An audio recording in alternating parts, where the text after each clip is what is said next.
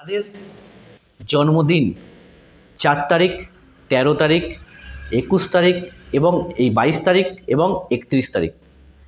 ইংরাজি মাসের যারা ৪ তারিখে, ১৩ তারিখে, ২২ তারিখে এবং ৩১ তারিখে জন্মগ্রহণ করেছেন, তাদের মূলাঙ্ক ৪। তাদের জন্য এই বছরটা কেমন যাবে? মূলাঙ্ক ৪ মানে রাহু, রাহু এবং মঙ্গল। মন্দের ভালো যেতে চলেছে এবছরটা আপনার। তবে কিছু কিছু ক্ষেত্রে আপনাকে কিন্তু সাবধানতা অবলম্বন করতেই হবে। আপনার মূলাঙ্ক ৪, আপনি অফিসে কাজ করেন, আপনি আছেন বাড়িতে, অফিসের বস ফোন করেছে, আপনি বলে দিলেন আমি আছি গাড়িতে, ধরা পড়ে যাবেন। মিথ্যে কথা বলা থেকে নিজেকে এবছরটা বিরত রাখুন। কথায় কথায় মিথ্যে কথা বলবেন না। যেখানে মিথ্যে কথা বলবেন এবছর কিন্তু ধরা পড়ে যাওয়ার চান্স প্রবল।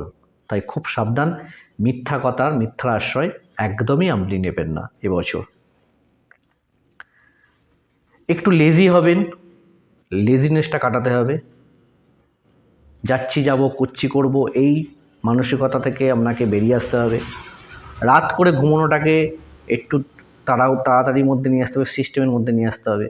যেটা আপনার 2টো 2:30টে বেরিয়ে যাচ্ছে, সেটাকে 10টা 11টা 12টার মধ্যে ঘুমানোর চেষ্টা করতে হবে। মদ মাংস খাওয়া থেকে নিজেকে বিরত রাখতে হবে, বা নেশা থেকে নিজেকে দূরে রাখতে হবে এবছরটা। না হলে শরীর খারাপের পড়তে পারেন বা বড় কোনো শরীর খারাপ হয়ে যেতে পারে। নিজেকে একটু সাবধানে রাখার চেষ্টা করুন।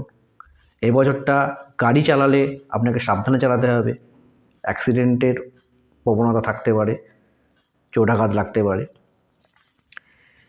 এবং যারা শেয়ার মার্কেটে টাকা ইনভেস্ট করছেন, এমন অনেক ব্যক্তি আছে যাদের মূলাঙ্ক ৪, তারা শেয়ার মার্কেটে টাকা খাটায়। যারা শেয়ার মার্কেটে টাকা খাটাচ্ছেন তারা এবছরটা শর্ট টার্মের জন্য কোনো ইনভেস্টমেন্ট করবেন না।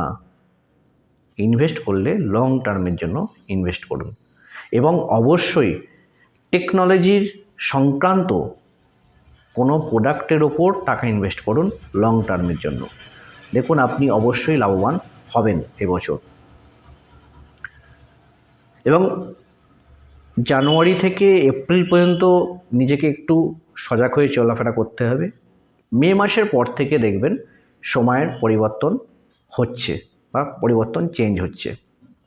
যারা ছোট যারা আছেন বা যারা পড়াশোনা করছেন, স্কুল লাইফে যারা আছেন, তাদের জন্য বলবো যে এবছর আপনার পড়াশোনার প্রতি মনোনিবেশ করাটা খুব প্রয়োজন।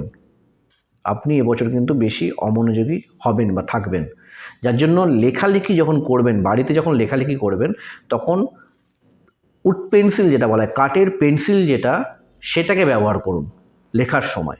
দেখুন আপনার পড়াশোনার প্রতি মনোসংযোগ আসবে।